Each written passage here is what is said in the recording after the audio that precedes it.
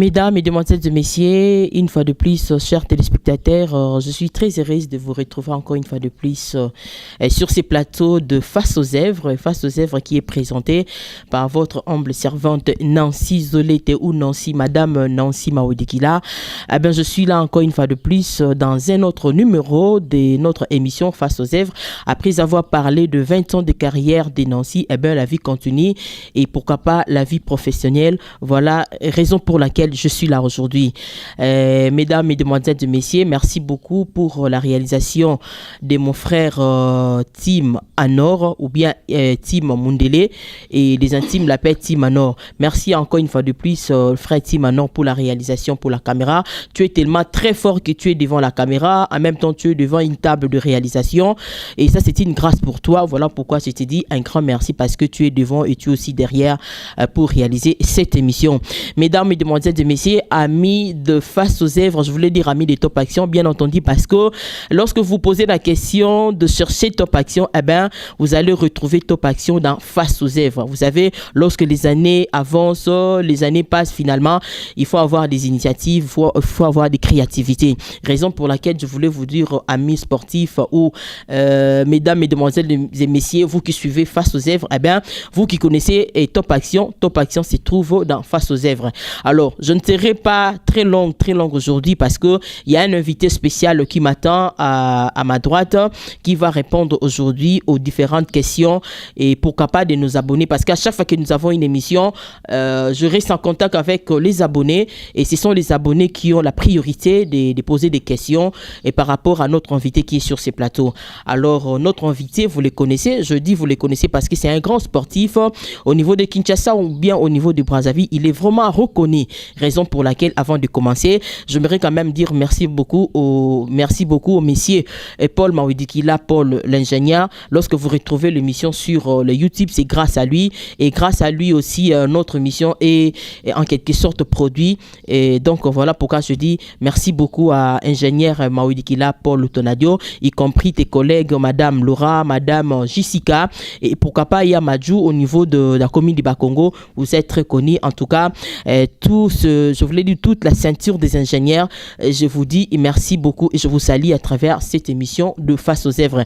Alors frère Tim, je crois que le temps est venu pour moi. Je sais que les abonnés sont là, ne vous en faites pas. J'ai enregistré vos noms et vos questions à travers notre invité Nico Ikonsia, un grand entraîneur connu au niveau de Kinshasa et de Brazzaville. Il est là, c'est notre invité.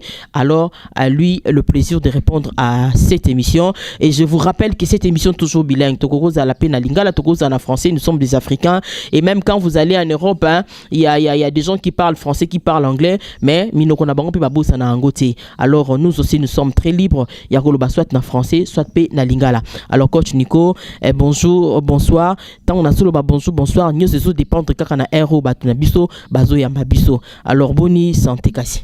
Ok, moi aussi j'ai profité pour cette occasion pour dire bonjour à mes enfants, ma famille, à mes frères, à mes collègues et tout consort, et mes pasteurs tout consort. Bonjour à tout le monde et à vous aussi, Nancy. Bonjour. Merci beaucoup. Nakouti mi émission na biso coach Nico soto yambio to zana biso to yeba yo za entraîneur aux entraîneurs muneno yebali na mboka Kinshasa pe na mboka Brazzaville mais okozala quand même na devoir ya ko expliquer biso yo oza nani outa na famille nini est-ce que na famille na bino ba entraîneur bazalaka na famille na bino ba joueur bazalaka et yo ndongo comme entraîneur est-ce que beta pe balé est-ce que sala nini nde yango na importance ya émission na biso Face aux Zèvres donc tozo le bela misala na ponio parce que oza parmi bato yo oyo ba wuti RDC ba en Brazzaville ba Sali Combo coach Nico Oboyebi na RDC ba Niklet Lutumba ba Mimi Mujinga ba Lorraine Ngwanzo ba concert nanga ba journaliste ba Yebio coach Nico mais nzo kande en ngambo ba Brazzaville yo so comme indien ozwa non mais je crois que wani zakaka moi ba sommaire moko il y a ba préoccupation to kolobela na kati émission na biso mais to banana na ebanteli alors quand on est na lobby to zara na abonné na biso Jean un groupe des abonnés. Et ça, Madame Mami Ndiate, parce que c'est une dame. Madame Mami Ndiate, il y a en France. Il y a Basanganina, Madame Julie Fatouma, Basanganina Aïcha. Depuis Angola, Basanganina Mirai Ngemba, Basangani Balobi Coach Nico. Yo ozalelo entraîneur, ozalaka entraîneur depuis Kala, ozwape Kombo, lelo ozupe Kombo ya India, a Namboka Brazzaville, par rapport au Namboko yo botami ozukutu Kombo te, mais awa ozu Kombo. Alors bango bangi bayeba, yo ozanani, tango botamaki na famille na bino, ozalaki mwana oyo botami okuti bayaya ba entraîneur, bayaya ba joueur, to ozanani finalement opesa biso moi détail moké na o itali vi na yo. Merci Nassi. Na invité na to bien ba abonné na biso. Na question ba poser nga na kanselo de bosna ba ke naza ene ya famille nanga. Na rata libota nanga na za ene. Na botami na maman kombo Madeleine Zobo. Bon, na yeko botama na papa Totier Gole Conscient. Bon, na yeko botama na famille a au moins 7 personnes, les Kamoska Moko. Donc, on se batikali Mibali. Ngai moko nde lelo ke nzamba opesa ngama makasi na zui Bachebele. En bref, je suis l'aîné de ma famille. Et je suis né avec 7 personnes derrière moi. Il y a qu'une seule fille.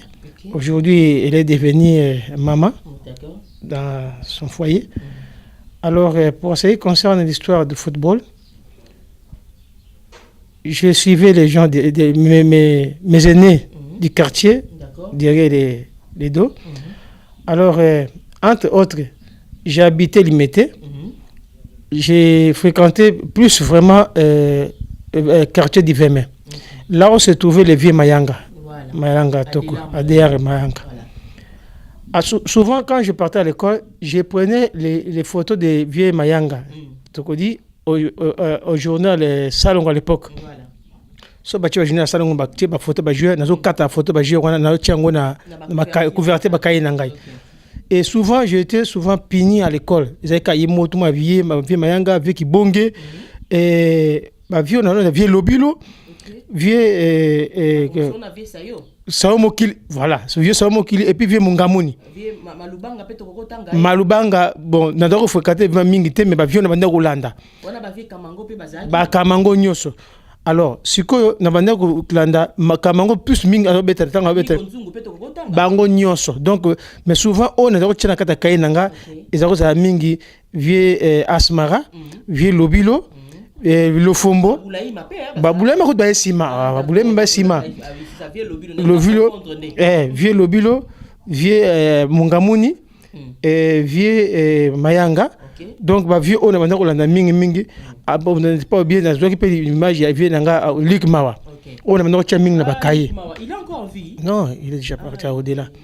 Alors, ce sont des personnes en question que moi, je suivais souvent derrière les dos. En plus, on a demandé que je photo de image de c'est par là que j'étais souvent frappé. Donc, c'est ça. Ok, Zoka Bozolanda, histoire ya coach Nico, le loaza indien. Coach Nico a lobby tant saki moi la mouke, Azolanda ka ba joueur na biso atangi ba combo, une tude na répété ba combo ango. Alors coach Nico tant Zolanda bango, wana no komi joueur te, ozana no moi na classe. Alors okoma ki siko joueur ndengenin. Bon, du fait ya kolanda bango sur mu Congo, moto a pesanga ma nazaki ma idole ne ya kolanda sur mu Congo. Il qui vient Mayanga, n'avait Kakoko. Souvent, des avions de Babeta, un jour, on capte un bête dans la gare de Bango. Soba qui entraînement vite, on entend son vite, il y a Imana qui mingité, entraînement vite, on a n'avait qu'à ce qu'il y avait Mayanga du sac naché qui pembe. Soba bien même qui n'a qu'à côté de sac avec Mayanga d'aller, n'a autant. N'a comme le gardien, il y a sac naï. Souvent, il y a tel petit monde, c'est mon entendant que douter. Ah, bien, nous t'offrons la gape, mais la caïne, que ça, oh, y'en a, il y a qu'à comme on Nicolas. Ah, ni, on vient à l'ingofo. Donc, comment est-ce que ce gars a taille nana vient à la moukité? ngana longo limité na yeka na 20 mona koto na vanda ose kaka ala mukaka na mo ka vient na abaka na porte le pango so abi atana kimona kimi classe na yeka pembeni naye donc ti alors na mombele baye ko sala équipe moko comme nango Ngaliema et je voulais profiter pour dire aussi mes condoléances à la famille et qui Mokwa. Bon, aki parmi les fondateurs il y a équipe wana Ngaliema. Lelo Ngaliema comme Farmago. Farmago Ngaliema Farmapi Farmago. Alors na mombele wana siko équipe wana ko sala e Olanda siko parce que ba sayo kwa ba bimina kati. Sayo kwa à l'époque ba tu azana ba zebinga ba sayo ka. Sayo kwa ka ba sayo kwa ba obima ba libabela ya la grand frère Bobutaka. Ba ko bima ali ko Olanda siko ti ba Olanda ba kasa ba radesa bankama ba ko bima tu konso na manula na wasi mkongo. Donc so ti ya ko commencer ko ba nous entraînement siko na équipe na petit. Ok, coach Nico, tu continues. Au bandit ça l'entraînement. Tozan a question, il y a Madame Eliane Kabangu, c'est une grande infirmière depuis Toronto. Tozan a Aimé Katumba, confrère en Abisso depuis Kansas d'Amérique. Tozan a Arlette Mvidi, en Amérique. Tozan a Jean-Paul Bacomat depuis Londres. Vieux Jean-Paul Bacomat, c'est un vieux que je salue aussi. Alors bon, tant aussi koyo okei obandi ko sala entraînement wana ba parents non pe ba sepeli yo banda musala na ya bale parce qu'à l'époque bale pesa ki ko futate kaka succès ya pamba alors yebisa bango est-ce que ba parents non pe ba sepelaki alors ndenge na bike na histoire ya famille nanga et son amina betango ça vraiment compliqué bat même bango azul bana ba za musika ba kota télé ba ta so image ote ba pensa ba larme de mon ngai parce que maman nanga tant ma souffre ming na kamara bala wana. Donc, nous avons un mot où nous avons demandé à Benga Moutou Papate. Donc là, vous êtes, essayez un peu de comprendre cette histoire. Essayez un peu de me comprendre aussi. Donc, nous avons demandé à Benga Papate. Bon, donc, maman, et maman, quand tu mes grand-mère, maman peut que je suis jeune. Ce que, alors, ce que c'est pour, à beauté, on a âge, 13 à 14 ans. Tu vois un peu ce que ça fait. Grand-mère, Nangazwanga. Tant il y a comme, à ce que, avec un groupe choc kaki à l'époque Mobutu ça avec groupe animation a voyagé sur le business bon ba tout ba yebi histoire maman molebe maman Mobutu maman cessé ba yebi pourquoi na il y a voyagé à mingi mais grand-mère na tema linga mingi donc maman on a bandé ko jouer ki fimbuti ba kanza ba kosa alinga ite fimbo na bandé ko jouer oh oncle nanga a robeta skobal a jouer.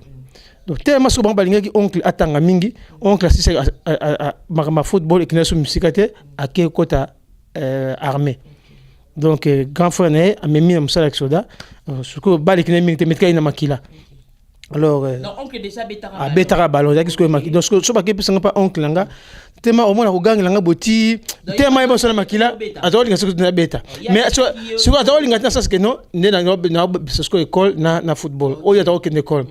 So soko lingi na article là pencher mingi na école alors on a article là mais fimbo na mano zo lekaki de ba permettre nga no kiti. Ok, coach Nico, tu as continué. Tu as toujours malembe, tu as abonné na biso famille Maduku, bango bazabongo na poto, madame Mireille Maduku. Ya lo bara abi non si sozo tanga Mireille Maduku faut tanga pe comme mobile nanga Isaya parce que mutakoma madame yemorote faut to pe sa connaître pas ba mibali na biso. Donc madame Mireille Maduku to madame Isaya et puis Tété Maduku, moi si à tonton Sadat, madame Rita Maduku. Moi si y a papa Eric bango pe batuni motuna na bango balobi c'est vrai zala qui passi bazobeta o ba fimbu mais bango baye ba est-ce que aux qui peut quand même diplôme d'état. Oui nasi nangansi diplôme d'état nanga na kwa koshango na institut du 30 juin. Oui zali présentant na barumbu après barumbu na institut du 30 juin na ponga biwana. Donc, parmi commercial. Donc, nous parlons de professeur Nanga. On peut comme bien parce que donc, voilà, on a préparé physique, on a laissé un peu de console. En tout cas, ming bozo, ming ba monakaye, ba negijakaye. En tout cas, aza moto a outil musika na makamba pédagogie. Bien que ming ba yobi katanga comme entraîneur de SMP de ba découvrir et ça y na moko adaki ba benga ya hilaire na matonge azapi na poto n'importe soit na poto soit azapi ba bana matonge ba ebiye ba bengi ya hilaire bato mi bale ba bato kutonga moso mona media sport za media moko essence ba nyo surtout mais bat mi ba ba valera ba tout la media sport des personnes wana do aucune pédagogie au ba 27 mamutu nanga tinagi vraiment insupportable. Donc mutu eso est vendu à cause na bangombali to ba fsala sunganga ti na ko cocher diplôme d'état. OK. Coach Nico continuer donc aux diplômes d'état. Après diplôme d'état donc wana siko tant anaba kana nazongi pe mkia sima alors tant équipe wana ngalima bandu bima na limité sur kotoko do ça siko imprimer de Kinshasa. Tant mumba du tout ça c'est l'équipe qui imprimer de Kinshasa et comme zaki ika. Siko na bandu ko kima siko yo mais ngalima pona que siko na imprimer de Kinshasa ika kuna ndoko ta venjibu tout conso ba sayo kwa ka tout conso siko équipe ya ngalima ikatani ba jeu mingi siko ba kel siko na imprimer de Kinshasa na limité na 13e mairie na église Saint-Dominique c'est parlé que magno banda kuna anaki banda kuna ti et comme ne ba chong mabwilu nge carrière nanga mwanda ma football na kibeta kuna na junior ti na kibimina ko to kuna na ndenge makamse bande bandenga kuna alors c'est ça. OK, donc coach Nico au bandi carrière na yo na kati ya Mabwilo. Nazana monsieur Richard Madoukou Kadi, yazala un ancien joueur na FC Yolocide. Richard Madoukou et puis Gilles Madoukou Wazule, aza un grand réalisateur na poto wanaza oncle nanga, mais na linga kotanga comme naming parce que tout ça la musala ndeng moko. Et ensuite naza pe na abonné nanga mususa solo Christopher Lelo, yaza Angleterre, ça la 24 ans en Angleterre. Donc plaisir à trop Christopher et na kati émission oyo ça parmi abonné na biso. Alors coach Nico tango ke na Mabwilu obetaki combien de saisons na kati ya Mabwilu? En tout cas nako ba keno tango ba yoko bande équipe nako bande ba junior nango ti pusani souvent comme bande ko mélanger école na football ba parents ba lingaité en tout cas mingi na kende vraiment musika na football côté compétition parce que na penché trop na côté ya école. Alors car na Saint-Dominique on a c'est par là ba entraîneur oyo ngai ba ko pousser na ça à l'époque vie coach Kapangala et na Mampuya bien tingi bon na biti ba pipa ba kufa na bango OK ba ngai siko que no mo no ko za maili boy OK siko ba pousser nga mingi na beta ballon ba mo pousser nga siko ba apprendre nga musala ki entraîneur déjà na âge wana na nkut na beti kuta makasti donc pour la nitamba on ko bazwa ka bakaye nga ba moni so ba ba pesa ba entraînement nga zo komaka ba sa ba dessin ya ba entraînement ou ba pesa abi oyo na carrière football attaque joueur OK musikate ba manisko ko memanga na côté ya éducation attaque entraîneur. Alors malgré ce to beta match ko partout on sentait bien que non muto azo beta mais moyen na kenel boso ezate tina ko poussana allez na ko koma basango na biso pa 13e mairie wana bato basa bana limité côté école Masamba ba yebi comme na ba que histoire nanga eza un peu moulayi moyen na ba miate basango sko bandi ko zwa habitude nanga malem comme pe ki choriste na kata ya église wana ba ko apprendre nga ko beta mbunda.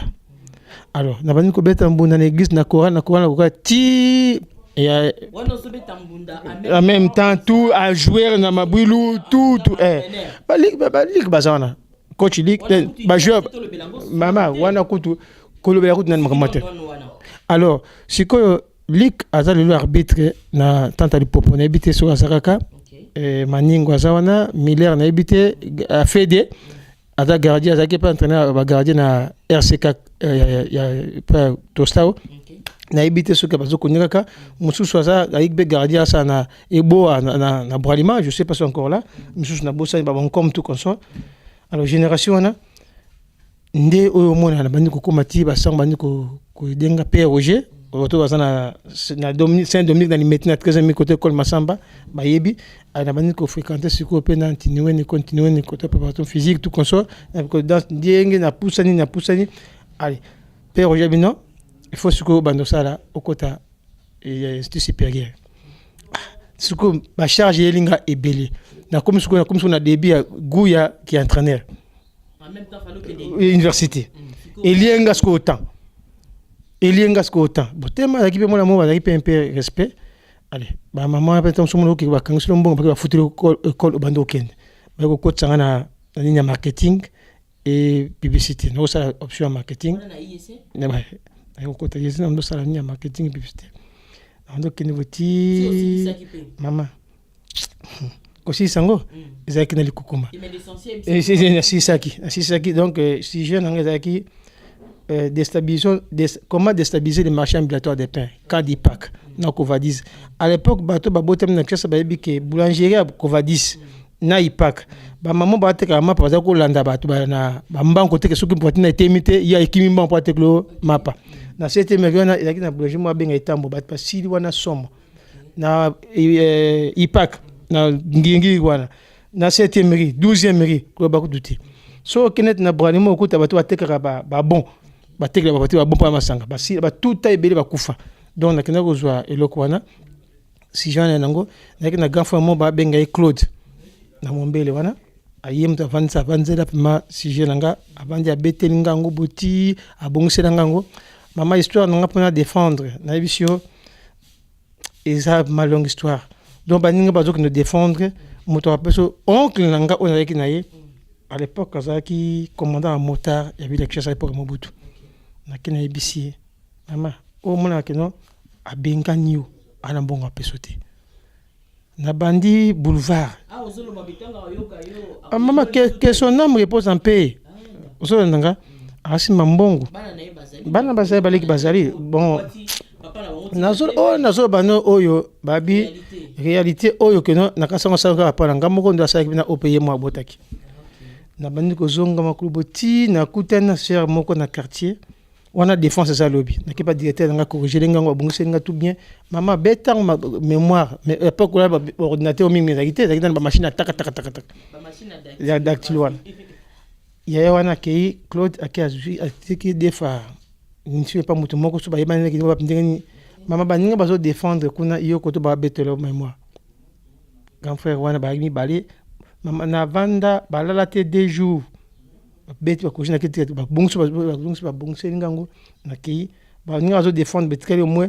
de 45 minutes ngana koti no défendre quand même na joie de grâce na vie yango alors le ko pousser nga siko na mundu kota siko nga bingo siko esa na mutu na pasi boy na connaître université te na siko wana na GD na attends que na gestion attends gradué na kati na qu'est-ce que spécialisation en football.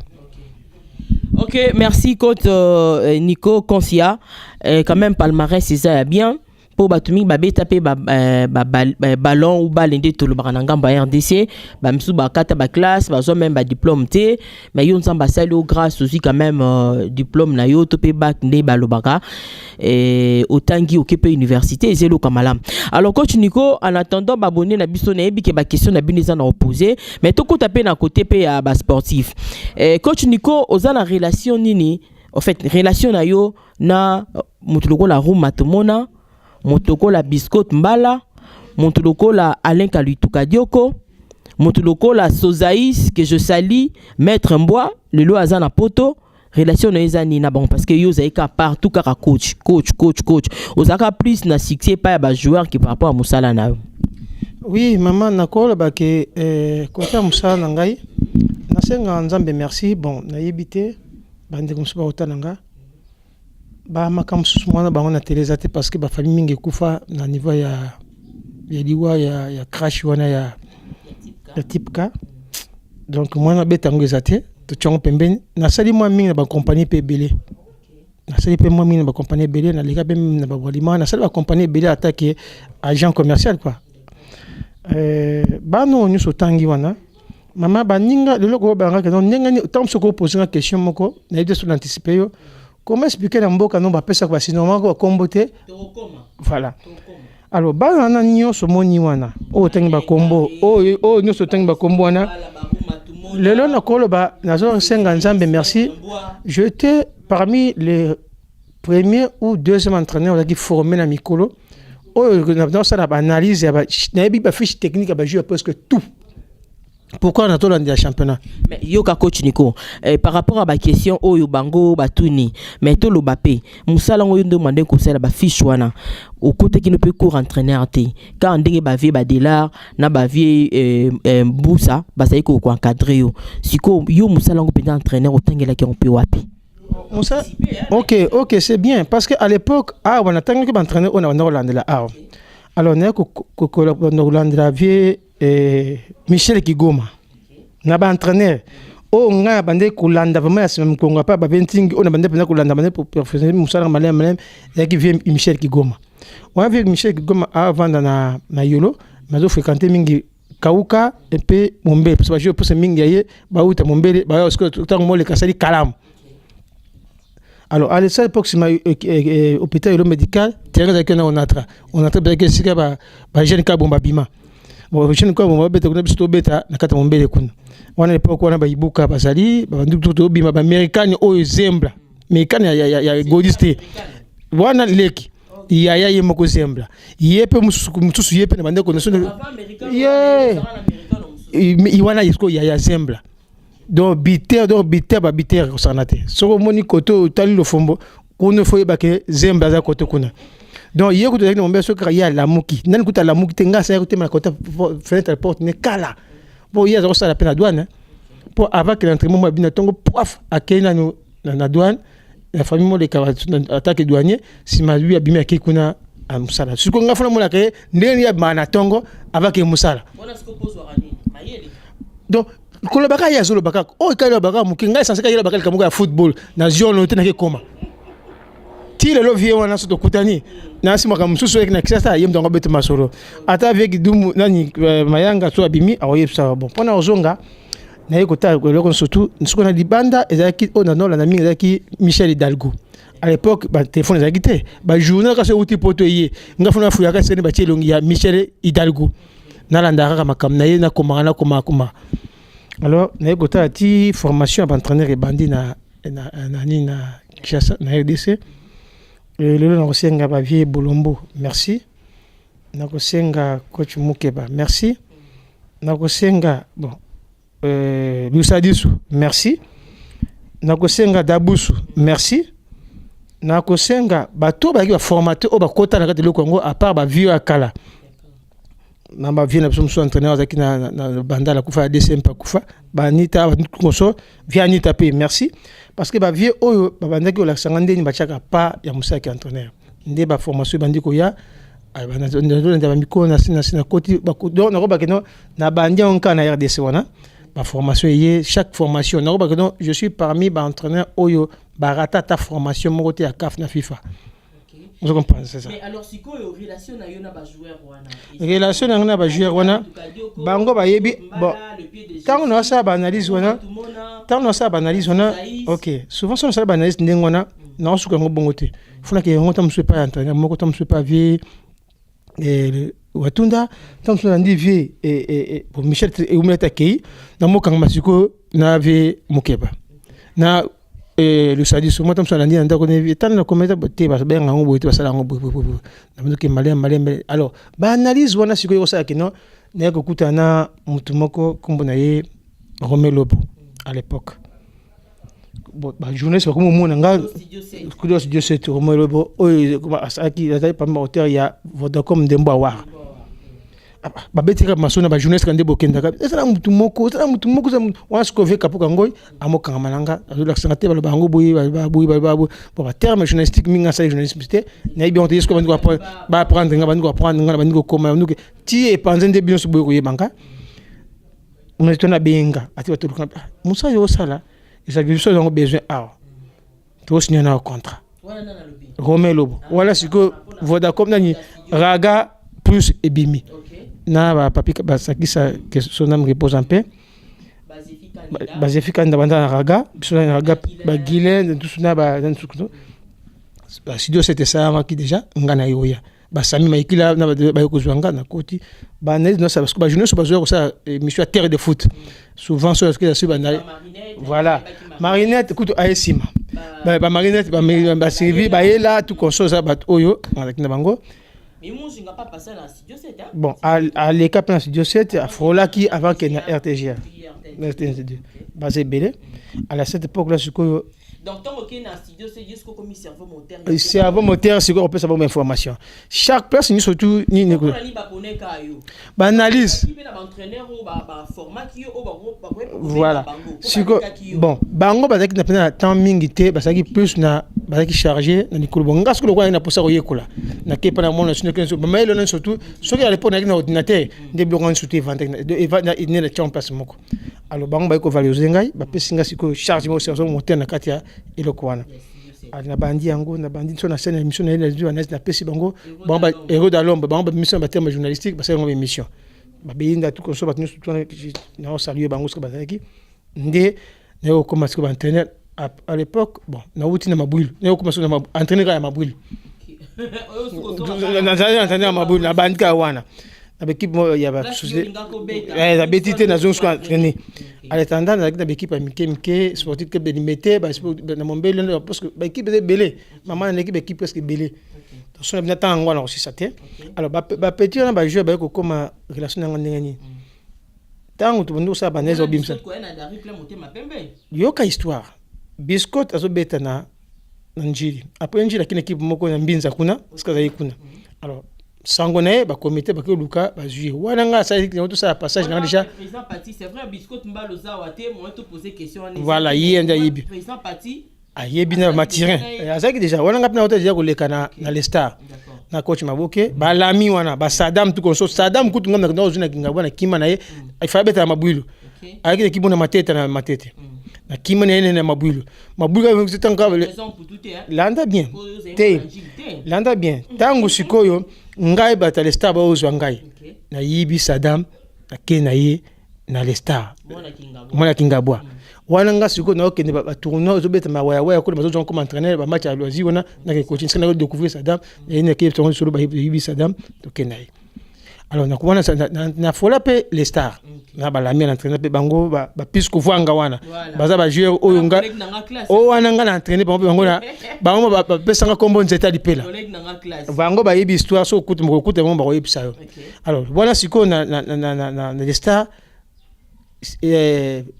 pièce maîtresse c'est l'ami l'ami azana Angola azaka na bon na habité na histoire na été mazobeta alors ba jeu mingi baleka les stars wana na fo maboke ozwanga na kesi ko aider na les stars alors dans la sisi na ça entraînement na peut ça peut ne ça peut que ça na studio 7 alors bango ba ko banga nini tango suko bango ba valoriser ngai na studio 7 Banès, une photo de sa mère, joueur, yom tout ça à base de bloc. Bon, na poste tel, et ça, tu gères tel. Joueur tel, tu proposition et qui. Bon, naza awa na tomboli musapi nzamba zo kanga, naza chrétien. Ce qui n'a qu'aussi 40 zo kanga. Je suis le seul et rare entraîneur où il y a bien des joueurs à 10%. Dans les cas même na dragon dans les cas na le bleu donc na pas que na carrière de football bon il est là cause na fier ya rolobake ba joueur le kola jet kambala pas que sa carrière na football assistant na maboko nanga OK na le bleu et ça nanga plus trop ba joueur le kola ba na oy ba madi ba l'équipe na dragon ba Yves Bazamba ba jouer na entraîner na dragon ba Sosaïs wana na entraîneur de remettre en bois à l'époque entraîneur pe Alain Kadioko à l'époque là il tant attaqué na non Joël qui moi qui passait bano ba la génération ba 5e génération 6e génération nga ta entraîneur mais entraîneur bangote alors Alain Kadioko ti avec na banji kuna ba ni ayeko na ko mona ba mvete na kutana bango tant to beta ensemble na championnat ensemble mais na entraîneur été pourtant on mvete à l'époque là il y avait kina Denjila l'équipe a descend pas que akina na Mazembe il y a ça Mazembe pas directeur technique nanga mais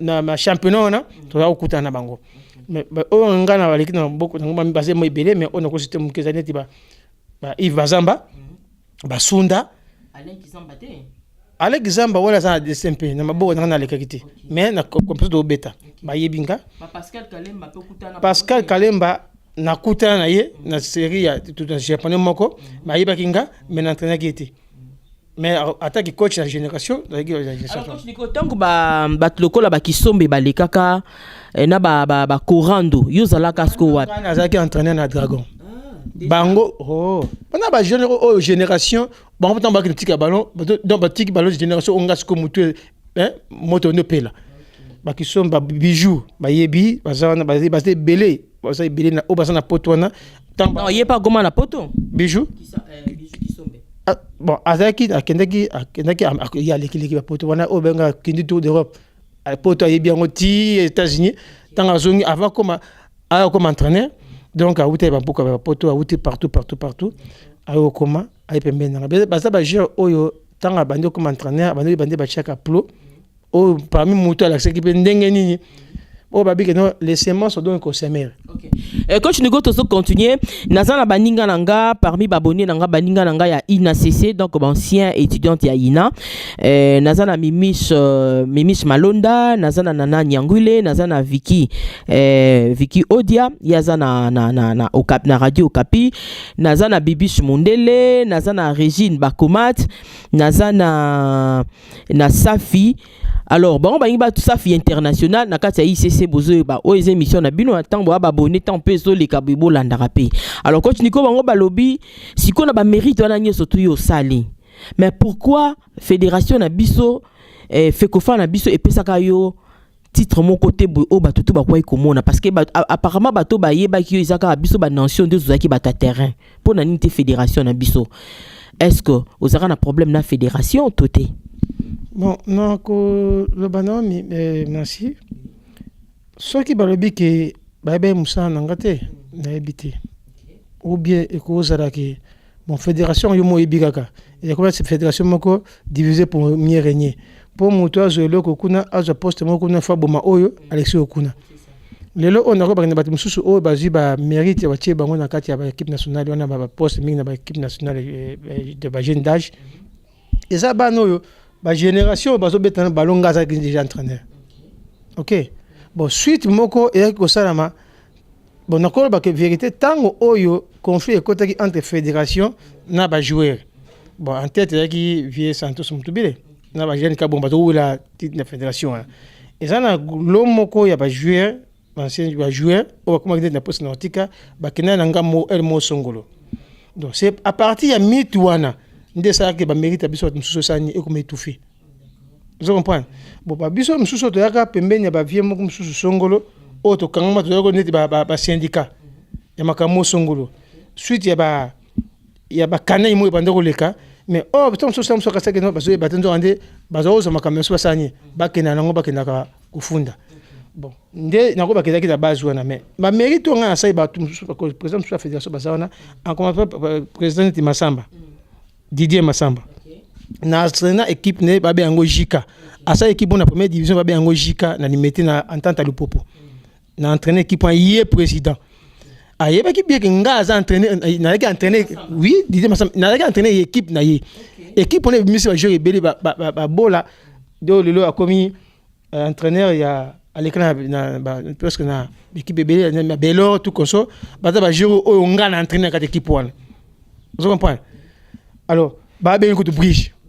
Alors, à l'époque on a bah il y a yebi ngana entraîné équipe na ye 2 ans. Na matisi on a niveau o il y a yebi.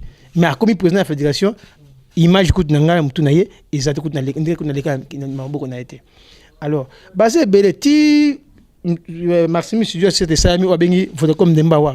Bah yebi ke na kati mutu enza bosongo. Bon, ça qu'il faut oser le comment il faut ça la petit à mutu mo songolo ou bien aux anacliques mosongolo pour pas pousser. Bon, babiso msuso te ebi msuso nde balanda tam msuso msimam kongote que pour les layer poste. OK, vendre tam na porte ndako pour o bandika mosongolo. Mais bazo mona. Ba yebi ke mutu anda songolo. Peut-être so la kitam msuso ba comportement msuso o que ça qui non ça peut bongo de éviter. Moi pas condamner bébé bangote. So peut ça qui to ngamo pe na so se reprocher tam msuso comportement ça qui non pousser que na comme personnalité na éviter. nzambe comme to yeba kiam mais tu que nyonso zaka maboka nzambe na yebite voilà. Ok, une autre question, ingénieur Jessica, je crois qu'Aza collègue il y a Papa Paul et Madame Patrick Souza depuis Poto et Patrick Malanda, je crois on parlé na Madame Souza Malanda, bon bah ça depuis Poto et Nana Benga depuis Amérique. Et Natacha Boto depuis Amérique. Nous pouvons besoin de poser coach Nico question. Bon, lobby apparemment dans Zoloba, c'est comme si Fédération congolaise ba déceva yo. Ndé sala ke oya na ona Brazzaville ya koluka musala to et zalaki kaka appel savoir faire na ndé sala ke benga yo awa. Donc nous parlons de déception ou alors yondo yaki o koluka musala yo moko. Bon, nako senga lo maman o lobby. Et ça un peu déception mon qui na on a tamté manga na makambe belé o moi bio mke bébé na sali na ki mutu mona ko mériter tam susu li futioté vous comprenez parce que na niveau pas fédération ba entraîner parce que nyonso o bazana équipe nationale wana na ba o nyonso pe ba kenda bazala ke pe ba kenda entre autres ba Albert Kambala entre autres ba musu o ba nzambe pa bengi bango abengi parmi ba Vita Clibion bazawana o ba moni longi entre autres bon surtout non ça va bien ça va bien ba Vita Clibion ba Imanie ça compte que mususu o ba yebi ngai et tata tulir ninga kina ku fa et tata connaît nyombi ninga zana tata général amis ninga zawana ba comité presque à vite on su ba yebi bazana ba yebi le na ko personne histoire mon qui va te rendre mangote Magasuba akenda formation na Maroc. Hein? Viemu kebana male bakei na équipe nationale Léopard na CAN na CHAN. DCMP tikala randing tikala ka batikala maboko motonga. OK. Il y a taki entraîneur il y a gardien. Nga taki entraîneur na intercontinental et pas DG Munda que son nom repose un peu de ce qui peut la télé. Recrutement o esa ma ba biscotte ba Saddam ba Lami ba Papala hein azana na ebite so azap na ebite pendant yaka na epi na asoto awana yaka na epi na benga ay aw alors recrutement na nyoso tout ba kizamba wana ti ba yaka na DCMP recrutement ba jeune wana ngam na sala kango ba imanyo o bazana musika na permis o bazana o na sentir ba yebi. Ce qui veut dire que vous avez vraiment dessus n'a pas rien. Nazoloba. Même Yemweni ngidi. Soit la dernière émission à Yebi. Tant que DCMP ils ont gagné et beta compétition de foot na Silou. Je suis l'entraîneur au adaki technicien après son entraînement mais vieux motongam de parce que n'a contraté. Je travaille à l'ombre. À Yebi génération pour pas que nos bêta on a ba matu suka ko Silou ngayu. Et l'autre partenaire na vie nanga so ba pesinga premier a fini.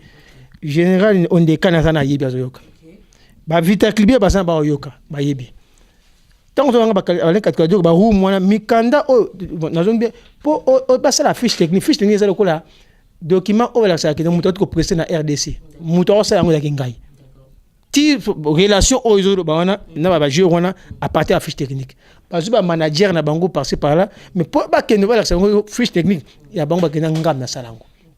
Vous comprenez? Parce que n'a pas qui va donner technique na bango, n'a pas qui va évolution na bango ba critère na bango tout. Ba ke monde la singa pe atanga ngana na kuji na komi et que nde ba zo bango na ba équipe ba kendana à partir ya mutu oyo. Vous comprenez? Oh mutu oyo ezaki mutu moko fédération nga akozwanga abwakinga na direction technique nationale na kambo songolo. Mais lelo oyo mutu apesa kinga musa musu valeur ça détel mukeba. Nde ayeko pesa ngai charge ya gozala détecteur des jeunes talents na niveau ya tous les provinces.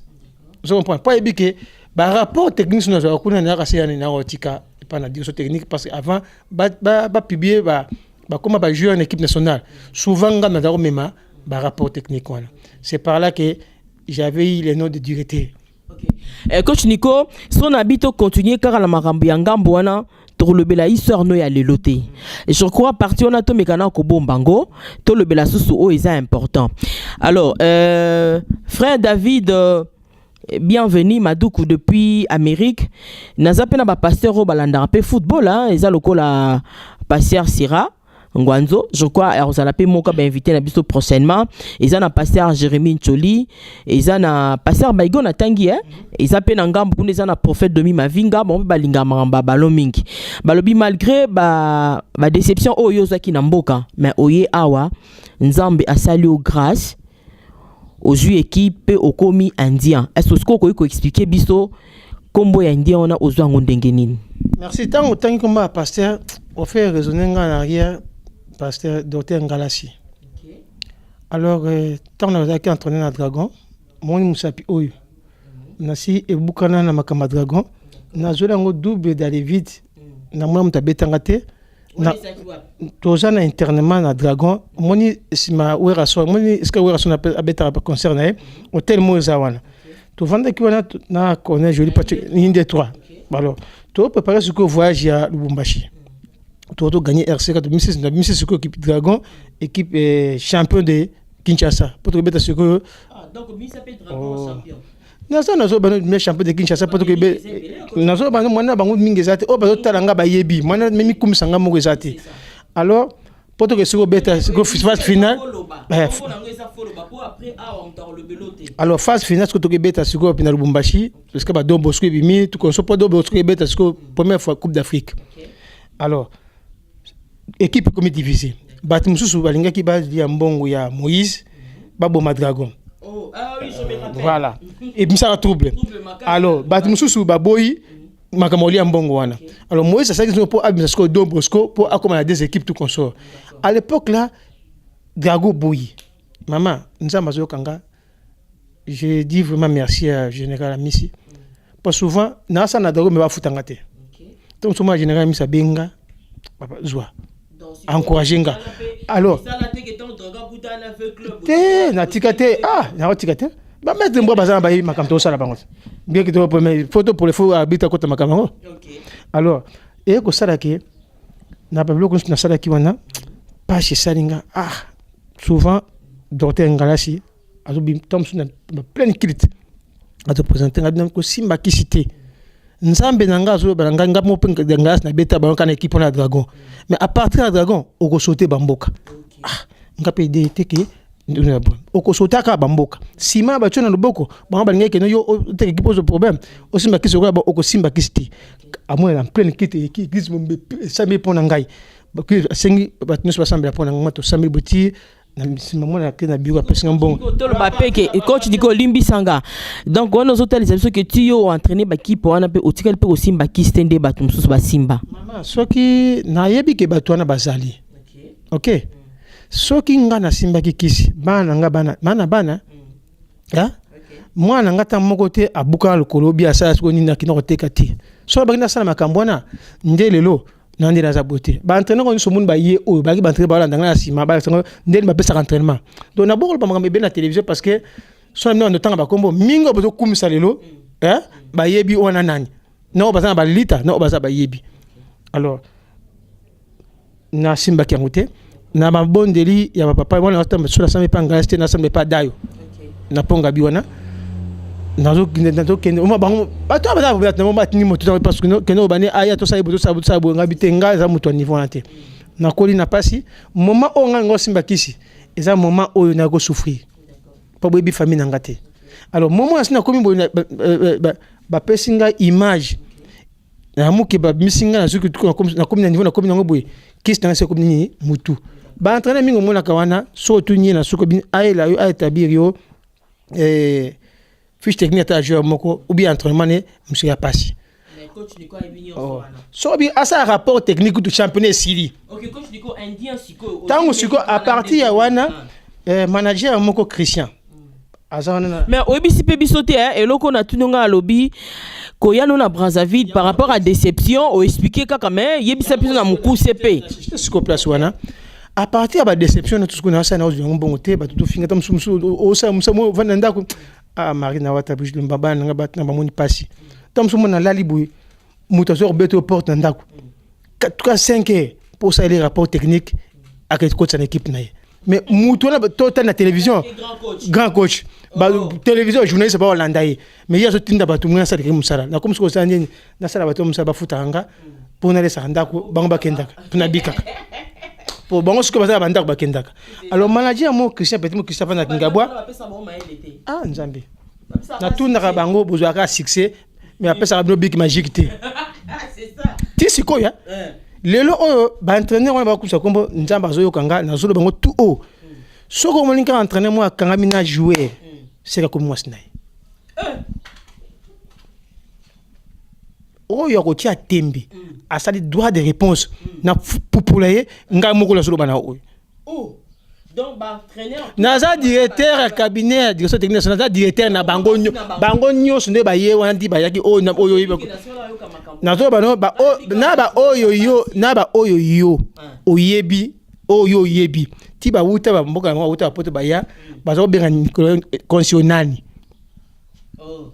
zo nanga histoire na bonde ba ya po mambo na mukeba il faut ngaka le bonde ya mukeba ta dossier totam so ta dossier bo ya fiasco ya mafia bon vieux ta kaza petit na yo a uti mboka tout obligé combat ça gagné ba étranger ba kota susuna RDCT pour biso entraîneur ya congolais négligé le même président au mona aye entraîneur aya ayebi de l'autre côté au moment tout ça il y a qui porte-parole ou bien il y a entraîneur Mosongolo akomi manager comme entraîneur na bibé tikalo za la bongote bata vite Junior Dinanga natanga kombo journaliste Junior Dinanga en passant yem taki pont entre ngana bibé ayaki yem côté donc tolo ba système bibéisme parallélisme aimer kutu na Kansas aimer asoku misela biso bibé pe à son âme mais ça makambo tolo ba par rapport à makambo bien aimer Katumba Junior Dinanga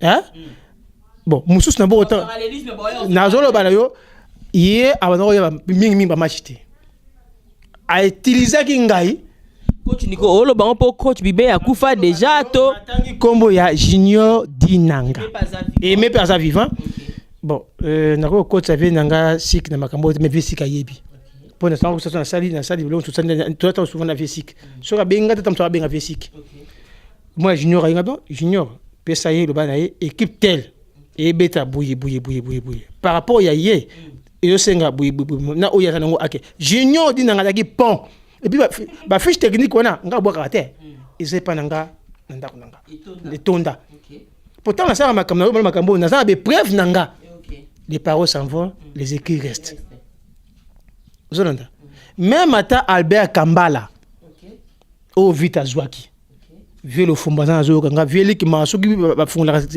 cercueil fungol tombo aya lobby pour l'époque il y a directeur technique zolanda oyo batako travailler nanga en coulisses autant suma ya gagner match après singa pena ki golia parce que na niveau na sentiment na royo na zakina na bangote alors naye ko kota siku wana chité manager na Christian azaki na collaboration na équipe benga GST na Brazzaville GST beta pe Coupe d'Afrique et benda ba jeu ko ba wagede tout ko so beta pe Coupe d'Afrique équipe wana ba lu entraîneur ou a qualifié ok comme la fédération qualifié mi papier tonda te papier ba formation papier c'est toi asta qualité hein petit poisson deviendra grand sina comme laisse comme bon ba entraîner musu posa dem sala ko la tendeni aye na jui papier ta mukeba mukolo RDC bon négliger mukeba quand bon négliger bon bimsa directeur technique moto après 20 ans nazo ba nzamba yokanga mukuluka RDC na fédération de nazo bango ba yokanga so bazana tindira bango balanda karande ba négliger mukeba wana bazo négliger ba mo kande bazo mone bien que mutu nyusa ba zara ba berere na ye mais kakande bo négliger le nde bo négliger le nde bo ta négliger nga le komi boy le lo komi indien na Brazzaville konaye ndenga pe le lo siko yebisa pe biso pe mérite pesanini kasi awa parce que to bandi ko kita na komi awa na 2014 maman équipe aliboso yaki GST na bani ko entraîner oh déjà kuna mutapesa comme indien na pardon ezaka vie Ndengaki wana Ndengaki tanga ye na vita nga za na Dragon to betaki match demi-finale ya Coupe du Congo. À cette époque là Ndengaki azaki staff Ndengaki Vembuya match sili abenginga interview na photo za otile le pas président nanga oya azoto mtoza nango olange na interview na kata tere bato to nabi en tout cas petit aux abma grand indien atuninge kono ngabino quelque part dans la pe mongwandi abia biso ngwandi na weso tuzaka moza noko yangai donc aux abma indien au vanda au moto bina na kata forêt équatoriale comme banda bwana. Alors coach Nico yebisa bana kin bazolanda na ba joueur mususu baza na poto ba ebio ba Erita Ilunga baza ebele ba Erita Ilunga donc baza tellement belé ba kombezo ki mame ba yeba eloko yo pesi awa na Brazzaville avant ko comme indien na yiko sala na 2014 et qui m'a tellement président biso azaki exigeant et au baza ba yebi et mutwana vraiment pauvre ça ne ça passe na longwe teko na 2014 to betaki moi maintien donc on na 2016 to beti na même équipe anti na phase finale de la Coupe du Congo pour to beta Coupe d'Afrique erreur mo que ça administratif secrétaire ça ba wi na ye to rato beta Coupe d'Afrique alors comme indien mérite bandi wana musa na sala na kati ya GST sans ça raté ça ni ipanzai championnat donc vite donc to bando kenango na ye ko komati ba tango équipe de Coupe d'Afrique ba dirigeant ya étoile ba ko memanga ba be ngati ko mo travailler na sous coulisses ko aider ninga ngati na Roger à partir de comment ni to tambola ba tu ya asoto ba ko zonga coulisses na kei oh moninga na ngaza okende étoile na ni Léopard c'était prévu ngana ka passer mais siko na se wana asoto tango ye yo yibanga la province na kei équipe ya na deuxième division na seba beti miti ba opesanga équipe wana kuta vient ndengaki tono travailler ti so équipe ya ginini e beta maintien na talinga bi vient ndengaki yo za indien grand indien na petit indien niveau na biso équipe ko beta maintien te ba ba tie maintien na mbongo zalia vito beta mo titre OK petit bien liboso ya équipe facilité pour ya manga abuda na liboso ti suka vio fungula motema Maman, tu vas travailler équipe de longue l'équipe est comme ça deuxième dans championnat l'écart c'est 3 points ou 4 points du part de l'Asie. Tu es comme équipe au bêta sikoyo coupe d'Afrique. Bon à part après comment est-ce que ça ni et pendant siko bien Coupe d'Afrique siko tant Coupe d'Afrique yo mo ibika kana di kambo siko ya mabele ndeka mutema ngo zalaka yo ebika makambo zalaka donc ezaloko vivre makambo kanopeka elandi oka parce que tiao oya awa siko ndem to yo sanga siko passe na mutema non mais écoute ya awa ndé faut comprendre na comprendre bango car na veille susu mo makambo musu mo pena bango yate parce que baba bakonza mboka baza pena makambo musu basalaka yemso ay bien ngote bon o c'est comme ça makambo ko l'équipe ay bien ngote ay bon la sima alors équipe qui Coupe d'Afrique ngati donc au rapport balongolo ba ke ozwa malien au malien ba ke ozwa ba yena ye aibe équipe na bienté alors siko bango moka ba ko l'équipe bango moka ba ka entraîneur bango moka ba recruter bango suka tout to ba bomi biso na ba viende ngaki balongoli biso nino so tout parce que to yebi l'autre pendant ça na bango to lo ba pona bango ba lingaki ba vérité wana te to ke pembeni bon to tikela bango ba jouer équipe ta mutuna pa ye malien ye soit disant bato akase ke ngasa petit entraîneur oh directeur technique de bonga mali magasu baza collègue yo yebi ke promotion nga na RDC muto ba ye na papier no soit disant que bon pesa à équipe na zaki dans la kenango bon oui les clés bon na neuf azo ba kilo zo score on les aka toute équipe muto zo na monde zaka Léopard na biso Azaïe na équipe asoto na équipe musu ekena bazo ba 12-0 score tikala o baby sa répétition football na mboka yangwa bon isa façon de chiter en kaka alors na ekukuta na bakomona kuta nango de kombwana ndie panzan lelo na kata mboko musu ba benga ndie mabe musu ba benga Olivier Acide mabe musu songa mbeli mado bakombo eze belé mais nyoso na tionga na boko nzambe parce que nzamba kamsu nzambe ka yimoko mutasalaka. Ok, et coach Nico koyoka parcours na yo ndongo betel biso lisolo, c'est vrai que na émission pe tozorani surtout te tozoraka oya makasi o eza important. Alors loka to ko sukisa question na ngai ya suka o sko ya ngai na ngina loba soki ba bengi yo na mboka okozonga oke o travailler na RDC to okotika la awa. Bon, nyonso ezali mabongisa ya Nzambe. Papa Yemba que son âme repose en paix. Moi ba musicien o mingi bobindo benga ba musicien mokili.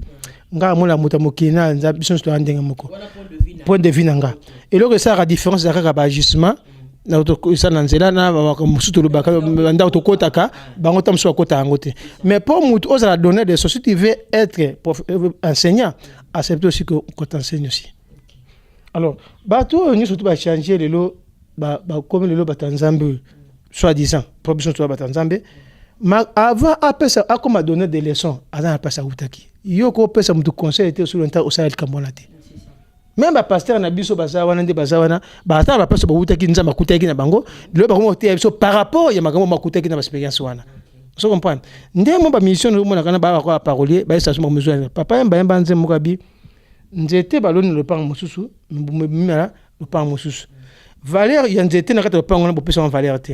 Mais ba voisin ba ju étape nzete wana. Ba mona valeur nango pourquoi parce que ba komba matiri pesa ba mona mbumana ekote pa na bango pesa bango eloko mo songolo. Et par là au conclut vous comprenez? Na kulobake soki ba bengi ngai. Parce ba yeba ki su valeur nanga malamte. Soki ba bengi ngai ça va. Soki ba bengi ngai te malam. Soki pe ba biki ba bengi ngai comme na za connu même na niveau de technique nationale. Ba biki na porte bon 1+. Na ko sala. Ozomwa. Parce que ba valeur nanga liboso te mais na libanda.